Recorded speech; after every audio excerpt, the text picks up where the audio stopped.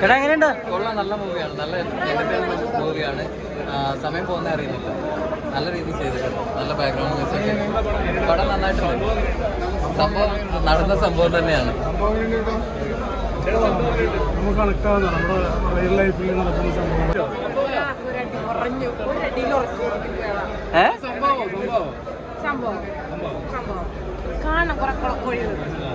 അപ്പൊ നിങ്ങൾ അല്ല ഇങ്ങനെയോടാ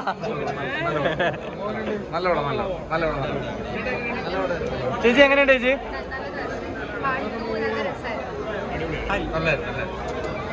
ബ്രോ എങ്ങനെയുണ്ട് ബ്രോ?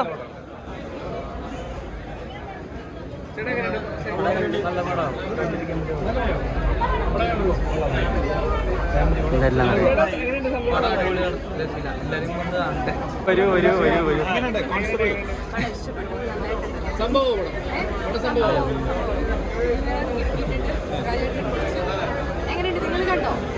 ഇവര് കാണാൻ പറ്റിയില്ല. അപ്പൊ കാണാത്തവര് കാണണം, സപ്പോർട്ട് ചെയ്യാം. Okay, thank you. നടന്ന സംഭവം തന്നെയാണ്, കണ്ടിരിക്കേണ്ടതുമാണ് കേട്ടോ. നന്നായിട്ട് നല്ല പടം, ഫാമിലിയായിട്ട് കണ്ടിരിക്കേണ്ട പടം. ചേച്ചി കണ്ടിരിക്കേണ്ട സംഭവം തന്നെയാണ്. എക്സ്പീരിയൻസ് ഒക്കെ, ഷൂട്ടിംഗ് എക്സ്പീരിയൻസ് ഒക്കെ അടിപൊളി. നിങ്ങളൊരു ഗ്യാങ് ഓഫ് ഗേൾസ് ഉണ്ടായിരുന്നു, അവരോട് കൂടി ശരിക്കൊരു എൻജോയ് ചെയ്തായിരുന്നു ഷൂട്ട് ചെയ്തത്. ബിജുചേട്ടനായിട്ടുള്ള ഒരു സീൻസ് ഒക്കെ എങ്ങനെ ഉണ്ടായിരുന്നു? ആണെങ്കിലും ഞങ്ങൾക്ക് ഹെൽപ്പൊക്കെ ചെയ്തു, ഒരുപാട് പറഞ്ഞിട്ടുള്ളത് മൊത്തത്തിൽ അടിപൊളിയായിരുന്നു. ചേട്ടാ എങ്ങനെയുണ്ടായിരുന്നു? നല്ലൊരു ഫാമിലി നമ്മൾ കാണാൻ ആഗ്രഹിക്കുന്ന, ശരിക്കും നമ്മൾ മലയാളം കാണാൻ ആഗ്രഹിക്കുന്ന ഒരു ബിജു മേനോന്റെ ഒരു പ്ലോട്ടും ആ പ്ലോട്ടിൽ ഗംഭീരമായിട്ട് കഥ പറയുന്നത്. ആ സംഭവം വീണ്ടും ബിജു ചേട്ടനൊപ്പം അല്ലേ? ബിജു ചേട്ടനും സുരാജ് ചേട്ടനും ആക്ടേഴ്സ് എല്ലാം നല്ലൊരു ഫാമിലി മൂവിയാണ്. മെസ്സേജ് ഉണ്ട്, അതൊക്കെ ഭയങ്കര സിമ്പിളാണ്. നമ്മൾ കോംപ്ലിക്കേറ്റഡ് ആക്കാൻ വരുന്നതാണ്.